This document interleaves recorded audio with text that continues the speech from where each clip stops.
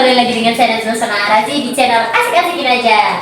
Nah, pada episode kali ini kita akan membahas cerita-cerita yang lebih menarik dari pembahasan kemarin-kemarin. Oke, di sini saya bersama bintang tamu yang dimana dia itu sangat pasti menarik lah ceritanya.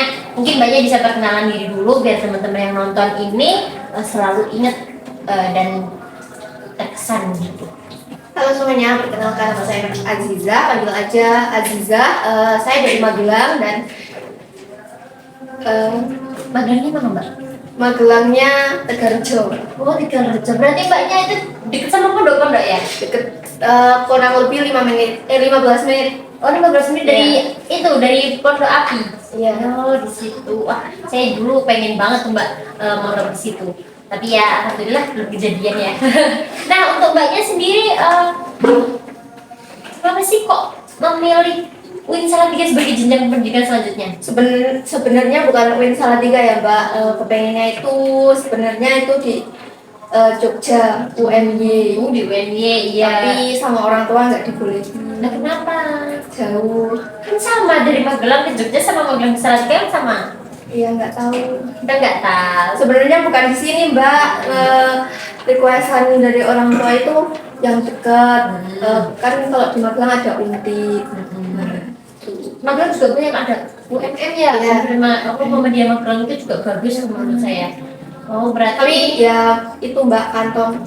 oh iya, kalau UMM emang ya alhamdulillah ya kita menguras kantong, tapi tidak apa-apa. Untuk pendidikan sih apa sih yang nggak dilakuin dari orang tua buat anak? Nah, kenapa Mbak akhirnya milih di sini? Apa itu lewat jalur apa atau ada saran teman atau gimana? Lewat itu Mbak jalur undangan. Tapi kan daftar juga di Untit. Kalau di sini nggak keterima berarti bisa ada Harapan. ya harapan lain kayak di Untit gitu. Nah, tapi alhamdulillah keterima semua. Terus kok bisa lebih memilih sini? Ya mungkin kalau di Untit kan umum, lebih ke umum gitu Mbak. Kalau di sini kan ada kayak apa namanya menyangkut tentang agama gitu-gitu, jadi lebih apa ya Mbak? Oh, lebih milih yang ini lebih ke agama, lebih ke sini. Nah, kenapa Mbak Azan milih prodi AFI nih? Kayak kan kalau orang-orang mau ngejudge prodi AFI itu wah aneh, orang-orangnya mikirnya yang enggak, orang-orangnya pasti ateis atau gimana kok bisa Mbak Aziza tetap memilih untuk di sini? Padahal kan Mbak Aziza juga dipilih keterima juga di Untit. Kenapa harus di UIN Salatiga sih dan kenapa prodinya itu aku? Nggak sengaja sih Mbak. Gak sengaja. Itu pas milih gimana? Ya kan itu tertariknya ada akidahnya, tapi nggak tahu kalau setelah itu nyemplung kok jadi kayak gini. Tapi enjoy sampai sekarang. Ya, dibikin enjoy Mbak. Enjoy nih Enjoy tapi pusing. pusing. Tapi ada penyemangat nggak di sini? Ya. Penyemangat apa nih? Penyemangat hidup kayak misal punya teman Ada juga orang pacar. Kalau pacar ada di sini Mbak? Enggak. Nggak ada. Oh, kasihan sekali sama. Ya. Nah, untuk Mbak Azia sendiri ini kan lebih memilih untuk ke pendidikan yang ada agamanya. Mbak Aziza itu pernah mondok nggak? Pernah. Dulunya pernah. Kalau sekarang ini di pondok atau di kos? Enggak, ngekos Mbak. Kos. Kenapa milih di kos? Kan pernah di pondok gitu. Apa ya Mbak? Ya nggak apa-apa, cari itu pengalaman baru. Cari pengalaman baik. Nah, bincang-bincang tentang pondok. Mbak Aziza itu pondok waktu SMP, SMA atau gimana? Enggak sama SMA Mbak. Oh, Tapi kuliah juga pernah. Oh, pernah. Tapi cuma 2 bulan. Di mana itu, Mbak? Waduh, ya di sana itu Mbak. Oh, bisa. Wah, di mana nih? Berarti di daerah Salatiga sini ya? Iya. Cuma 2 bulan. Iya. Kenapa hanya 2 bulan itu loh Mbak? Nggak tahu Mbak. Padahal pondok-pondok di sini kan wah enak-enak ya. Kayak lihatnya teman-temannya kayak enjoy aja. Kenapa Mbak aja nggak betah? Nggak tahu. Kok nggak tahu? Pasti ada alasan dong. Ya mungkin faktor teman bisa Mbak. Namanya kenapa? banyak, nggak usah dibahas di sini. Oh, baik. Nggak usah dibahas jadi oke. Iya. Nah, untuk waktu MTS atau MAN nih, Mbak Azza punya cerita nggak sih waktu di pondok atau kegiatan apa? Pernah Nah, Mbak. boleh nih diceritain ke teman-teman yang menurut Mbak Azza tuh berkesan atau gimana tuh, bolehlah diceritain di sini biar teman-teman tuh tahu. Oh, ternyata di pondok tuh kayak gini, ada kejadian kayak gini gitu. Mungkin Pernah diceritain. itu kesurupan Mbak. Mbak Azza pernah kesurupan? Enggak, temen. Oh, temennya, kira Iya, Mbak temen. Azzanya. Terus? Enggak. Ya itu kesurupan. Awalnya kan itu Mbak, penerimaan santri baru. Nah kalau di pondok MTS tuh ada torekoh itu loh Mbak. Iya, ada Nah torekoh. kalau malam Jumat itu kan berarti disuruh semua santri itu disuruh ke masjid. Nah itu kayak torekohan kayak gitu-gitu. Rutinan berarti ya? Iya, malam Jumat. Terus sebelum maghrib itu yang kesurupan itu kayak gojek gitu loh Mbak. Oh, Sama temennya guyon ya guyon Mbak. Guyon itu terus tapi mungkin lewat batas ya Mbak guyonnya, terus nggak terima yang ada di situ mungkin ya. Tapi sebelumnya juga siangnya itu kayak roan kalau di pondok lah Mbak. Nah itu mbaknya kayak apa ya, pindah posisi lemari. ya lemari, Oh, pasti itu ya. jungkirin itu loh Mbak ya, jungkir. Terus mungkin yang ada di situ penunggunya nggak terima mungkin ya Mbak ya. Terus itu kalau maghrib kan pada wudhu. Nah itu apa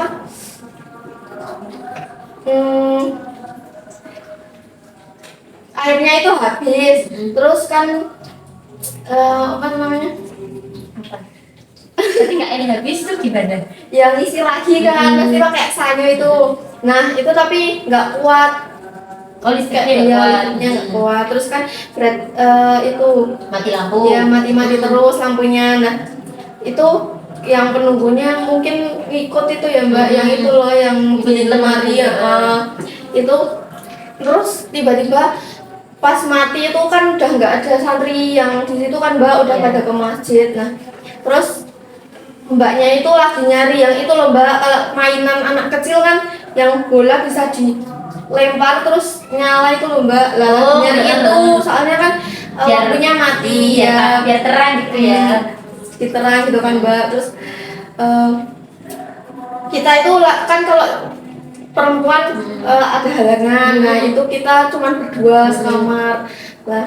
Terus mbaknya itu pas nyari bolanya itu kan belum ketemu tuh Mbak, di itu di apa namanya lemari itu tiba-tiba Kak lihat pocong itu tapi mukanya busuk itu loh Mbak. Itu teman Mbak yang lihat. Terus kaget kan dia, terus kayak apa ya Mbak, ketakutan kayak gitu loh. Terus abis itu nggak tahu ya udah masa aja itu pocong. Terus Mbaknya gimana? Panik Mbak, bingung cuma berdua soalnya. Takut nggak itu waktu itu? Iya takut banget. Terus ya manggil Mbak yang di masjid.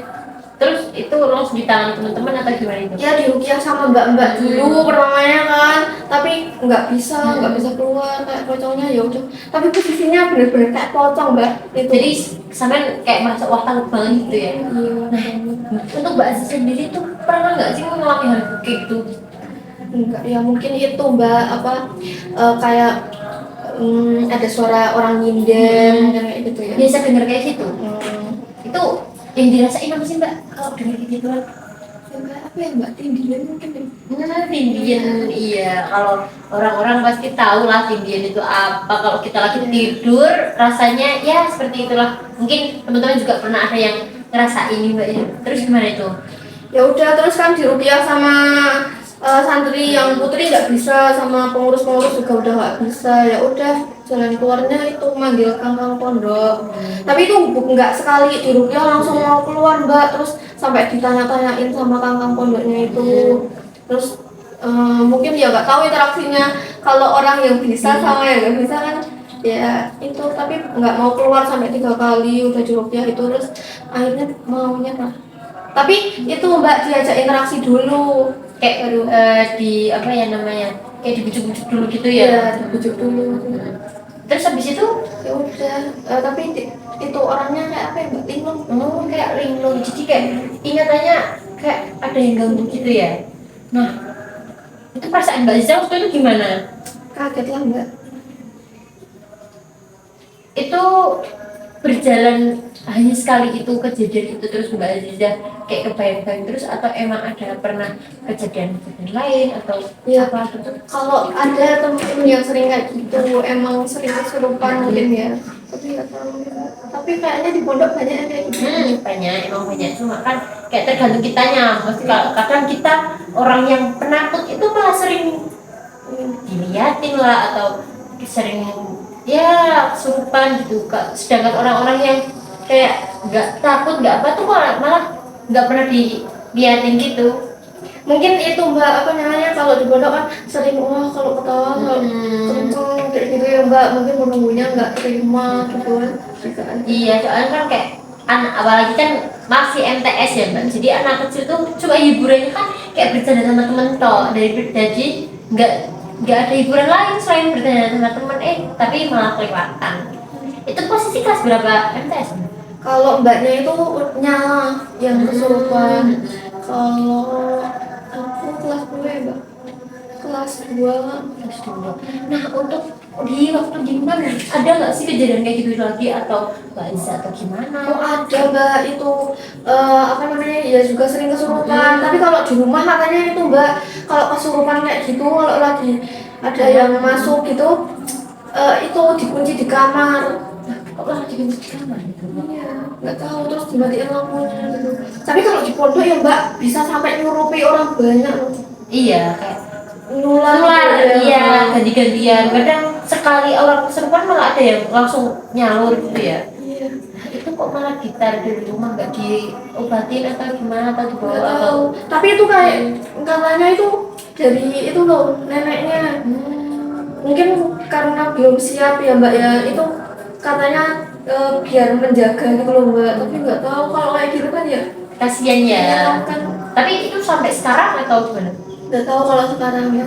Tapi dulu itu katanya yang itu ada di orang itu macan.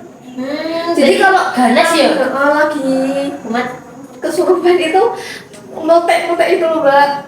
mati gitu.